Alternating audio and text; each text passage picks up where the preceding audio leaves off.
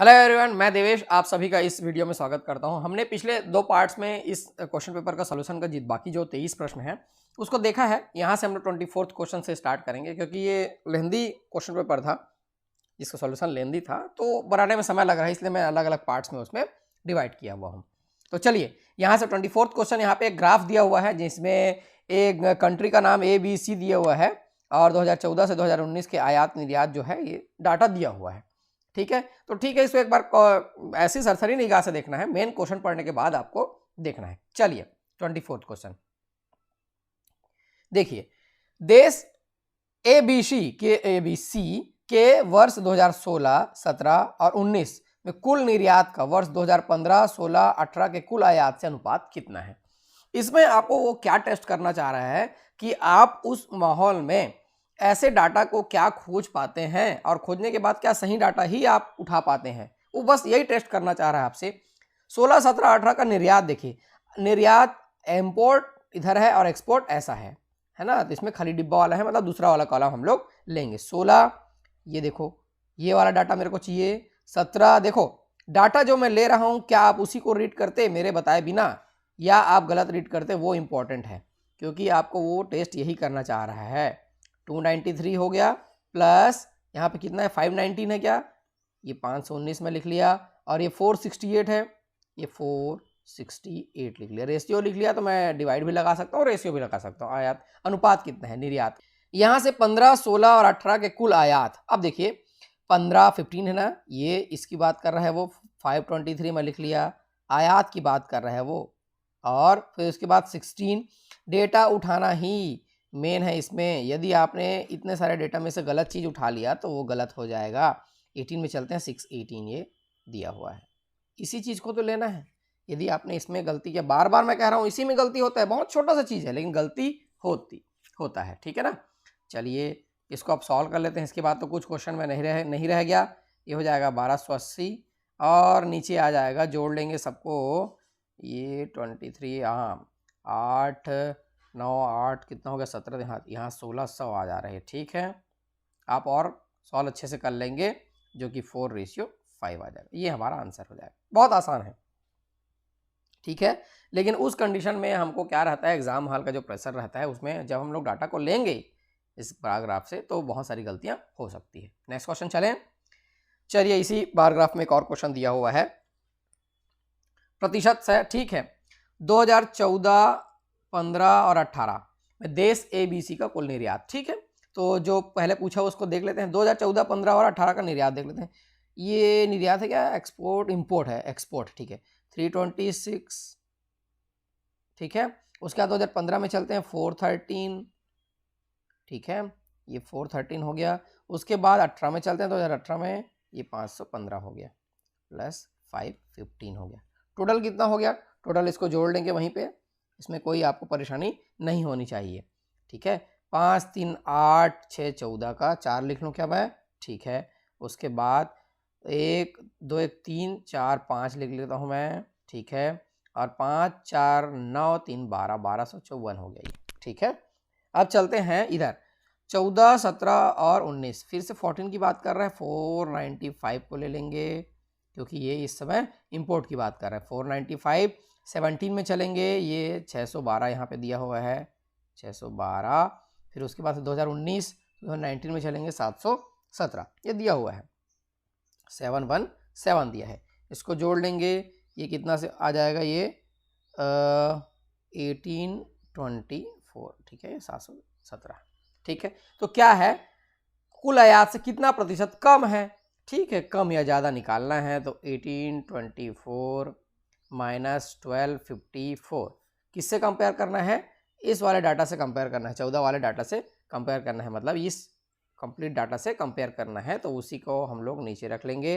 1824 ये इंटू 100, यही हमको निकालना है, ठीक है। ये कितना हो जाएगा, 570, 1824 इंटू 100, इसको आपको कैलकुलेट करेंगे, ये 1000 डिवाइडेड बाई 32 हो जाएगा, जो आ जाएगा 31.25, ठीक है। एक कैलकुलेशन तो एक क्वेश्चन में करना पड़ेगा, ऑप्शन ए हमारा सही आंसर हो जाएगा, ठीक है, इजिली बन गया क्या ये? देखो कम समय लगा, इसको समझाने में भी मेरे को कम समय लगा है, तो बनाने में तो और ज़्यादा ही कम समय लगेगा, तुरंत बन जाता है। चलिए नेक्स्ट क्वेश्चन की ओर चलते हैं हम लोग। ये क्या दिया हुआ है 26 क्वेश्चन। हाँ, बहुत अच्छे प्रश्न में से एक है। ए और बी एक काम को क्रमशः 50 और 80 दिनों में पूरा करते हैं। वे एक साथ काम शुरू करते हैं, लेकिन कुछ दिन बाद ए जो है काम छोड़ देता है। ऐसा मैं वर्क एंड टाइम में बताया हूँ, बहुत सारा क्वेश्चन बताया हूँ। काम छोड़ देता है और संपूर्ण कार्य 48 दिन में पूरा हो जाता है। तो ए ने कितने दिनों बाद काम छोड़ा? ठीक है, तो मैं मान के चलता हूं ए ने ए डेज काम किया और 50 दिनों पूरा करता है, मतलब A/50 काम किया। बी ने बी डेज काम किया और वो 80 दिनों में काम पूरा करता है, नहीं B/80। और कितने काम को? एक काम को पूरा करते हैं, इसलिए = 1 रख लिया मैं। ठीक है, ठीक है। अब ए, जिसमें से ए जो है काम छोड़ देता है, ए जो है काम छोड़ देता है, तो ए ने ए डेज काम तो किया, तो बोल रहा हूं ना मैं, तो A/50। और बी संपूर्ण कार्य को 48 दिनों में, बाकी बचा काम को और पहले से ही आ गया है, मतलब बी टोटल जो वर्क डेज है वो 48 है, = 1। इसी को समझना है, बाकी कुछ नहीं रह गया क्वेश्चन में। ठीक है, इसको समझ लिए तो क्वेश्चन बन गया आपसे। ठीक है, इसका एलसीएम कितना आ जाएगा? 8 5 40, 400 आ जाएगा। और ये 8 टाइम्स जाएगा, तो 8A + 48 × 5 = 1। ठीक है, ये आ गया हमारा। यहां से 8A और 48 × 5, ठीक है, 8A और ऐसा कर लेते हैं 400 और 48 × 5 है, 5 8 40 होता है क्या? हाँ, ये हो गया। और 4 5 20 4 24, 240 हो गया। देखो 240 हो गया यहाँ से, तो 8A, ठीक है, = ये कितना हो जाएगा? 160 हो जाएगा क्या? ठीक है, 160। ए का वैल्यू यहाँ से आ गया 20। ए का वैल्यू कितना आ गया? 20। वही तो पूछा है, ए ने कितने दिनों बाद काम छोड़ा? कितने दिनों बाद काम छोड़ा? यहाँ पे 4 लिखा गया है क्या? ये दरअसल ए है। ए ने कितने दिनों बाद काम छोड़ा? तो ये हमारा आंसर आएगा 20 डेज बाद काम छोड़ा। ठीक है, अब देखो क्वेश्चन को आप लोग समझेंगे कि इसको किस प्रकार से बनाना है, तो आपको आसानी से बनेगा। और प्रैक्टिस तो बिल्कुल आपको करना ही चाहिए, हर टॉपिक का प्रैक्टिस करना चाहिए, किसी टॉपिक को नहीं छोड़ना चाहिए। कभी किसी टॉपिक से इजी क्वेश्चन आ जाता है तो कम से कम वो तो बनना चाहिए, टफ वाला नहीं बनता तो इजी तो बनना ही चाहिए, जैसे कि ये इजी क्वेश्चन में से एक था। चलिए नेक्स्ट क्वेश्चन। नेक्स्ट क्वेश्चन क्या दिया है? ये देखो, ये क्वेश्चन ऐसा है, ये भी आपसे तुरंत बनना चाहिए, इसमें कुछ दिक्कत नहीं होनी चाहिए। देखते हैं, एक दुकानदार ने अपने सामान के लागत मूल्य से X% बढ़ाकर उसका दाम, सामान का दाम चिन्हित करता है। ठीक है, उस चिन्हित मूल्य पर 19% की छूट देता है, उसे 8% का लाभ होता है, तो X का मान ज्ञात कीजिए। ठीक है, थोड़ा सोचने लायक क्वेश्चन है, पर फिर भी दिक्कत नहीं होना चाहिए। हम लोग यहाँ कॉस्ट प्राइस को 100 रुपये लेकर चलते हैं। कॉस्ट प्राइस को क्या लेकर चलते हैं? 100 रुपये लेकर चलते हैं।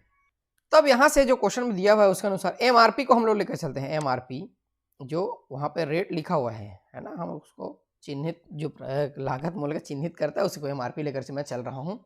ठीक है, तो देखिए क्या हो जाएगा, कॉस्ट प्राइस जो भी है ना, कॉस्ट प्राइस जो भी है उसमें X बढ़ा देता है, ये प्लस X मैं ले लेता हूँ। ठीक है, तो 100, ये X परसेंटेज होना चाहिए, X परसेंटेज बढ़ा देता है, 100 + X हो जाता है, क्योंकि मैं 100 रुपये लेकर चल रहा हूँ तो कोई दिक्कत नहीं होनी चाहिए। ठीक है, अब इसमें क्या करता है वो, 19% की छूट पर, इसमें इसके बाद क्या करता है, 19% की वो छूट देता है। कितनी देता है? 19% की छूट देता है, तो 19% डिस्काउंट वो दे रहा है। तो ठीक है, 100 + X है, उसमें मैं 19% डिस्काउंट दूंगा, मतलब वो हो जाएगा 81/100।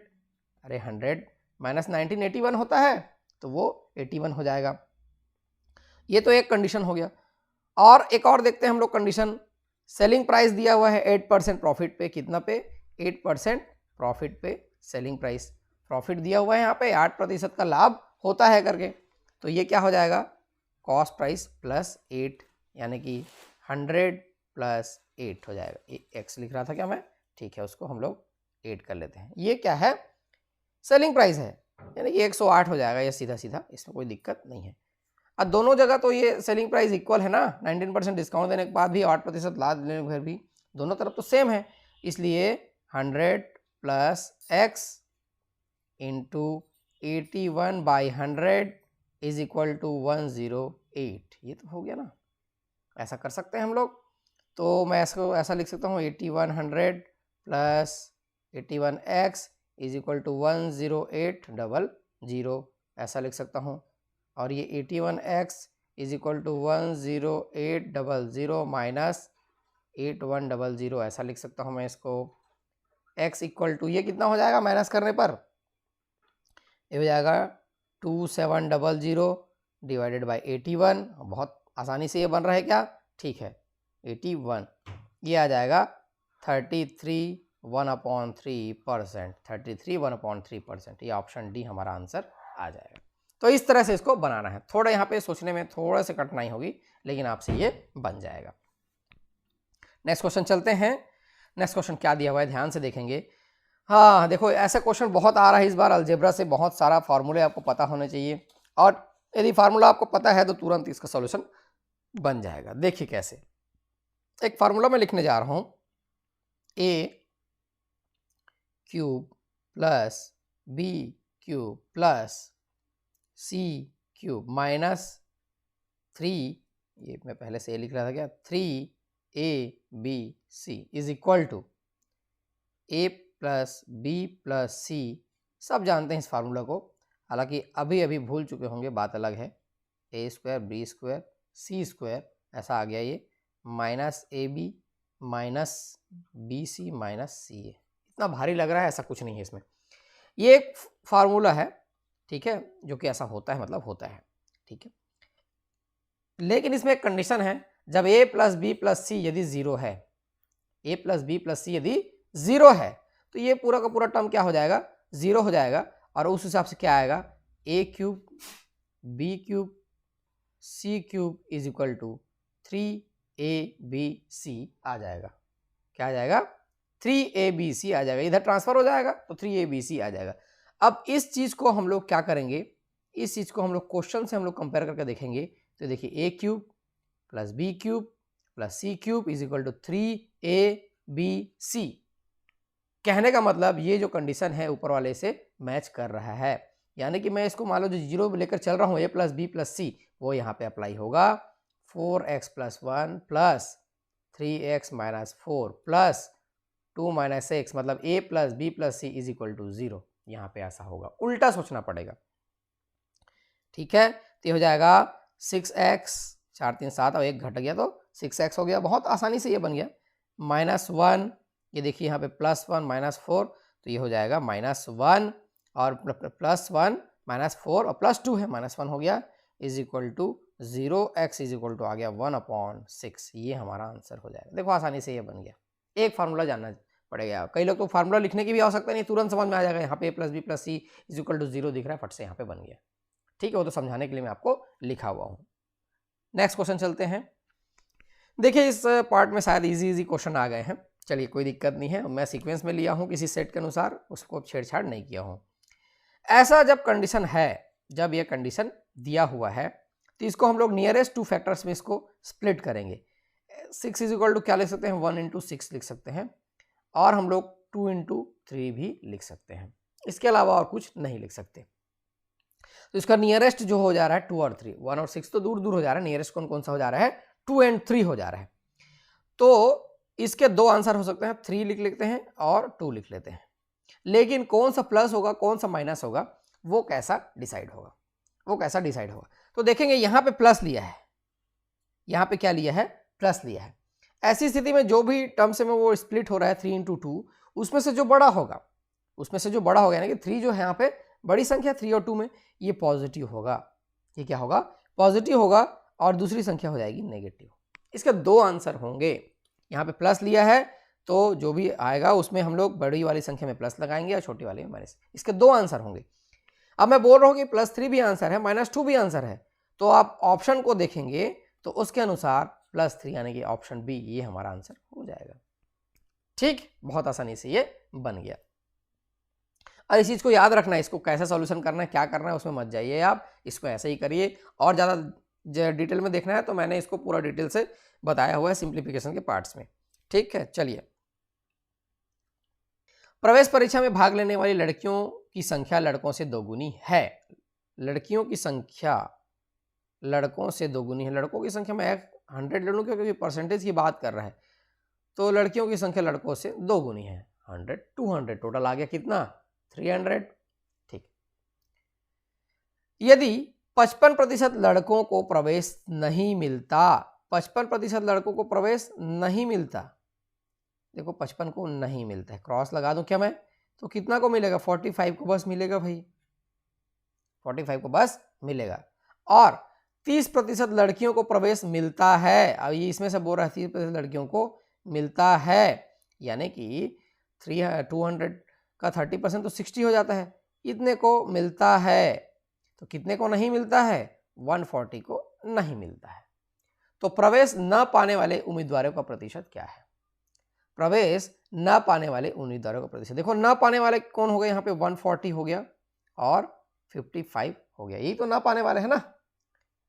किस में से, टोटल में 300 तो बताया हूं मैं, 300 और परसेंटेज निकालना है, इसलिए मैं 100 से उसको क्या कर लेता हूं, मल्टीप्लाई कर लेता हूं। ये 5 5 और 9 195 हो गया, डिवाइडेड बाई 3 हो गया। यहाँ से इसको हम लोग डिवाइड करेंगे, ये आएगा 65%, ये हमारा आंसर हो जाएगा।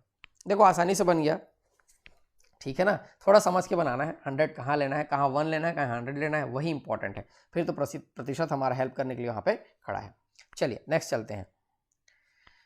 ये 31वां क्वेश्चन है। ए और बी ने अपनी यात्रा क्रमशः पी से क्यू और क्यू से पी से शुरू की। ये देखो मैं बनाया हुआ हूँ डायग्राम, ये क्वेश्चन में नहीं दिया हुआ था, इसको मैंने बनाया है, समझ लेंगे। एक दूसरे को पार करने के बाद ए ने अपनी शेष यात्रा क्रमशः 6 घंटे में और 8 सही क्रमशः बी, ए और बी पार कर बी इतने घंटे में, 8 सही 1/6 घंटों में पूरी की। यदि बी की गति 36 किलोमीटर प्रति घंटा है तो ए की गति क्या होगी। बहुत सारे बुक्स में हो, देखा जाए तो सभी बुक्स में इसका एक ट्रिक बताया है, क्या ट्रिक, स्पीड ऑफ ए, इसका speed A divided by speed of B, जो भी दिया हो, ठीक है, उसको बराबर कर दिया है वो रूट ओवर जो भी दिया गया समय है किसका, बी का, जो भी समय दिया है बी का और जो भी समय दिया है ए का, इसको अंडर रूट वो ले लिया है। यहां से आंसर से निकल के सामने आ जाता है। ए का तो स्पीड नहीं दिया है, बी का दिया है 36, ठीक है, ए का बी का टाइम दिया है क्या, देखो कितने घंटों, 8 सही 1/8 से 48 और एक 49/6, तो ये 49/6 डिवाइडेड बाई ए का समय दिया है क्या, हाँ ये देखो 6 दिया है, ये ऐसा अंडर रूट में है, ठीक है। इसका और एक स्टेप ले लेते हैं, ये 6 36 हो जाएगा, 49/36 तो 7/6 आ जाएगा और ये 36 उधर जाके मल्टीप्लाई करेंगे। यहाँ से कर लेता हूँ मैं कॉन्सेप्ट को समझाने के लिए जगह बचा के चल रहा हूँ। ये 36 है ना, यहाँ से आपका 42 किलोमीटर पर आवर, इसका आंसर तो आ गया, लेकिन इसमें हमने एक तरीका बस सीखा कि ऐसे आ रहा है करके, और इसको कॉन्सेप्ट को जानना जरूरी है क्योंकि ऐसे क्वेश्चन में एटलीस्ट कॉन्सेप्ट जानना चाहिए। तो देखते हैं कॉन्सेप्चुअल सॉल्यूशन क्या होता है। देखो स्पीड ऑफ ए को मैं ए लेकर चल रहा हूं, ठीक है, स्पीड ऑफ ए को क्या लेकर चल रहा हूं, स्पीड इज इक्वल टू क्या होता है, डिस्टेंस बाय टाइम होता है, तो डिस्टेंस इज इक्वल टू क्या होता है, स्पीड इनटू टाइम होता है। स्पीड ऑफ ए को ए लेकर चला और 6 घंटे की बात कर रहे हैं, मतलब क्रॉसिंग के बाद जो है वो 6A चला, इधर देखो, क्रॉसिंग के बाद का जो 6 घंटा पूरा करता है, तो क्रॉसिंग के बाद उसका डिस्टेंस कितना हो गया, 6A। वैसे ये भी जो क्रॉसिंग के बाद है 8 से 1/6 है, मैं 36 से मल्टीप्लाई किया, speed distance is equal to speed in time होता है, ये 294 किलोमीटर चला, 294 किलोमीटर चला, ठीक है। तो क्रॉसिंग से पहले की बात करेंगे, time is equal to distance upon speed, crossing से पहले की बात करेंगे हम लोग, क्रॉसिंग के बाद का तो ये डायग्राम से पता चल जा रहा है, क्रॉसिंग से पहले की बात करेंगे। ए जो है, क्रॉसिंग से पहले ए जो है 294 किलोमीटर का डिस्टेंस तय कर रहा है, हमको डायग्राम से पता चल जा रहा है, कितने स्पीड से, ए स्पीड से, और बी जो है 6A चल रहा है कितने स्पीड से, 36 के स्पीड से, टाइम इक्वल रहेगा, ठीक है। यहाँ पे एक साथ लिखा नहीं है, लेकिन कंडीशन के अकॉर्डिंग एक साथ लग रहा है, क्योंकि शुरू की पार करने के बाद मतलब जरूरी सी बात है वो एक साथ ही करेंगे। ठीक, यहाँ से हम लोग कैलकुलेट कर लेंगे, ये हो जाता है 6a², 6/36 को मैं कैंसिल कर देता हूँ, ये ऐसा हो जाता है 6a²। अब देखिए 6a² की लिखने की जरूरत नहीं है, अब तो a² is equal to 6 into 294। ठीक है, a² का वैल्यू, तो a का वैल्यू क्या हो जाएगा, इसको 6 इंटू 6 बना लेंगे यार, देख लेते हैं। 294 को मैं डिवाइड बाई 6 कर लेता हूँ, तो 6 चौक 24 होता है, और उसके बाद कितना बच गया, 5 6 नहीं है 54 होता 49। तो इसको मैं 6 इंटू 6 इंटू 49 ऐसा लिख सकता हूँ, ये रूट ओवर लगा लेता हूँ। क्यों ऐसा लिखा, मेरे को रूट निकालने में आसानी होगी। 6 इंटू 7 हो गया, 6 7 42 हो गया, 42 किलोमीटर पर आवर, ये हमारा आंसर आ गया। वही है, इसी स्टेप को लेकर वो ट्रिक बनाया है, इसी स्टेप को लेकर क्या बनाया है, वो ट्रिक को बनाया हुआ है। लेकिन कॉन्सेप्ट को जानना जरूरी है, और ये सॉल्यूशन आपको बुक में आसानी से नहीं मिलेगा, सब बुक में बस यही मिलेगा आपको, आप कोई भी बुक उठाकर देख लीजिए। चलिए नेक्स्ट क्वेश्चन चलते हैं, क्या दिया हुआ है। एक कक्षा के छात्रों ने, ये सबसे इजी क्वेश्चन में से एक है भाई, इसको समझाने की भी आवश्यकता नहीं पड़नी चाहिए। छात्रों ने इतने रुपए की राशि दान दी यदि प्रत्येक छात्र ने कक्षा में कुल छात्रों की संख्या के बराबर हुई, मतलब 100 रुपये जमा करता है और कक्षा में छात्रों की संख्या x है, तो x इंटू एक्स कितना हो जाना चाहिए, 3969। यदि आपने इस प्रश्न को भी एग्जाम में नहीं बनाया है तो आप अपने आप को जज कर लीजिए, मैं कुछ नहीं बोलूंगा, फिर इसी में कुछ लोग डिमोटिवेट हो जाते हैं। ठीक है, तो x² इज इक्वल टू 3969 और x equal to root over 3969। अब एक चीज ध्यान देंगे, सभी को रूट करके देखेंगे तो सबके लास्ट में 9 ही आएगा, 3 तिया 9, 7 7 49, 3 तिया 9, 9 निया 81, ये बस एक नहीं आ रहा है, 59 बस नहीं आ रहा है। ठीक है, कि मैं ऑप्शन को गलत लिख दिया, ठीक है, आप लोग करके देख लेंगे उसको। यहाँ से ऑप्शन से आप करके देखेंगे तो इसका रूट निकल के सामने आ जाएगा 63, ये हमारा आंसर हो जाएगा। ठीक है, तो ये तो आसानी से बन गया। नेक्स्ट क्वेश्चन चलते हैं। चलिए, ये क्वेश्चन दिया हुआ है, ये भी 10th क्लास में मिल जाएगा आपको, मीन मीडियन ये सब आपको 10th क्लास में मिल जाएंगे। ठीक है, अब इससे ज़्यादा कुछ ज़्यादा नहीं पूछता है, इसमें बहुत इजी कॉन्सेप्ट से क्वेश्चन पूछता है। दिए गए आंकड़ों के माध्य एवं मध्यिकाएं के बीच कितने का अंतर होगा, है ना, मीन एंड मीडियन के बीच का हमको डिफरेंस निकालना है। तो मीन तो जो होता है एरिथमेटिक मीन जो होता है, माध्य जिसको कहते हैं हिंदी में माध्य, वो तो औसत ही होता है, इसमें कोई बहुत बड़ी वाली बात नहीं है, औसत ही होता है, एवरेज ही होता है। तो एवरेज निकालने के लिए हमको क्या करना पड़ेगा, सबको जोड़ना पड़ेगा, 21 plus 11 plus 27 plus 8 plus 5 plus 12 7 23। ठीक है, कहीं लिखने में गलती कर दूंगा तो उसको भी आप लोग पॉइंट आउट नहीं करेंगे, मैं मेरे कॉन्सेप्ट को समझने का प्रयास करेंगे। डिवाइडेड बाई कितनी संख्या है, 1 2 3 4 5 6 7 8 9 10 11 12 संख्याएं हैं क्या, तो इसको 12 से डिवाइड कर लेता हूँ। इसको जोड़ने पर आपको क्या मिलेगा, 159 मिलेगा, डिवाइडेड बाई 12, ये आ गया 13.25, ये आ गया अरिथमेटिक मीन। अब दूसरा बोला है मध्यिका, मीडियन की बात कर रहा है वो। ठीक है, दूसरा बोला है मध्यिका, उसी को लेना है। मध्यिका कैसे निकालते हैं आपको पता है क्या, और यदि आपको पता है तो वीडियो पॉज करके निकाल सकते हैं, वो भी बहुत बड़ी बात नहीं है। दिए गए आंकड़ों को जो डाटा दिया रहेगा उसको हम लोग क्रम में जमाएंगे, असेंडिंग ऑर्डर में जमाएंगे, आरोही क्रम में जमाएंगे। तो सबसे पहले यहाँ पे क्या दिखाई दे रहा है, सबसे पहले यहाँ पे आपको दिखाई दे रहा होगा छोटा जो है 3 है, फिर 5 है, फिर 7 है, देखते चले जाइए, 8 है, फिर 9 है, उसके बाद 11 है, फिर 12 है, उसके बाद 14 है, फिर 19 है, यहीं पे पूरा, बस उसको हमको जमाना है, देख के छूटना नहीं चाहिए। 21 है, 23 है, 27 है, इतना ही है। कितनी संख्याएं यहाँ पे, 12 संख्याएं हैं, यानी कि हम लोग उसको बीच का जो संख्या है उसको नहीं निकाल सकते, तो 2 संख्याएं बीच करेंगे, 1 2 3 4 5 इधर छूट गए, 1 2 3 4 5, ये दोनों संख्याओं का हम लोग क्या लेंगे, एवरेज ले लेंगे। 11 प्लस 12 डिवाइडेड बाई 2, ये हो जाएगा, कितना हो जाएगा, 11.5 हो जाएगा ना, इसमें कोई बड़ी बात थोड़ी है। और हमको पूछा है दोनों का डिफरेंस, तो 13.25 माइनस 11.5, यही तो हमको क्वेश्चन में पूछ रहा है, तो हो जाएगा 1.75, ये हमारा आंसर हो जाएगा। ठीक है, ये भी आसान था, लेकिन कई लोग मध्यिका और मीन देखे होंगे ना, तो हाँ वहाँ से चल दिए होंगे छोड़ के, नहीं बनेगा ये हमसे करके। लेकिन देखो कितना आसान है, ये छोटा सा कॉन्सेप्ट है, वो पता होना चाहिए बस। ठीक है, तो ऐसे क्वेश्चन को नहीं छोड़ना है। नेक्स्ट क्वेश्चन चलते हैं, ये इस वीडियो का और इस क्वेश्चन पेपर का एप्टीट्यूड का लास्ट क्वेश्चन रहेगा 34 नंबर का। चलिए, इसको भी बहुत सारे कोचिंग सेंटर्स ने अलग अलग सॉल्यूशन दिया है। चलिए, मेरा भी एक सॉल्यूशन रहेगा। एक घन की प्रत्येक भुजक के सेंटीमीटर बढ़ा दी जाती है ताकि इसकी सतह के कुल क्षेत्रफल में 44% की वृद्धि हो जाए। इसके आयतन में कितना परिवर्तन होगा?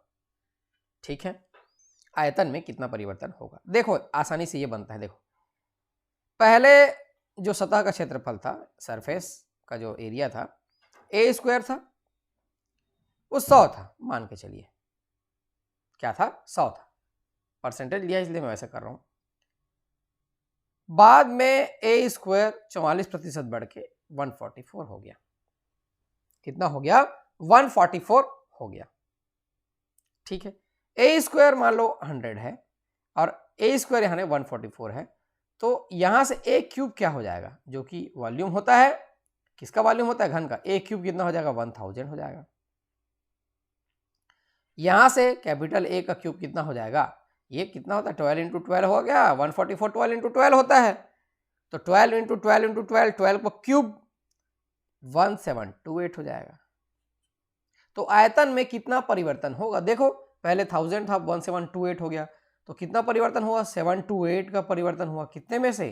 1000 में से। तो ये निकाल लेते हैं, कितना आ जाएगा? सीधा 72.8%। देखो कितना आसानी से ये बन गया। किसी कोचिंग सेंटर ने पता नहीं इसमें क्या क्या लॉजिक लगाया है, ठीक है, लेकिन मेरे को सबसे ज़्यादा आसान यही लगा। ये हमारा आंसर हो जाएगा। तो इस क्वेश्चन पेपर में यही 34 क्वेश्चन थे जो एप्टीट्यूड के थे, मैंने उसको आपके सामने लाया है। और रीजनिंग के जो क्वेश्चन मुझे लगेगा कि इसको बताना चाहिए, मैं उसको आपके सामने लेकर आऊँगा। और मैं देवेश आपके लिए ऐसे ही लेसन्स लेके आते रहूँगा। आपको मेरे को सपोर्ट इतना करना है कि वीडियोस देखिए और ज़्यादा से ज़्यादा शेयर करिए। और इस जितना भी वीडियो बता रहा हूँ, इसका सॉल्व PDF का लिंक इस वीडियो के डिस्क्रिप्शन में है। आप चाहें तो वहाँ से डायरेक्ट डाउनलोड कर सकते हैं। और ज़्यादा मेरे लेसन्स देखना है तो ऐप लिंक है, वहाँ से आप ऐप डाउनलोड करके भी पढ़ाई कर सकते हैं। मैं आप लोग के लिए ऐसे ही लेसन्स लेके आते रहूँगा। Thank you.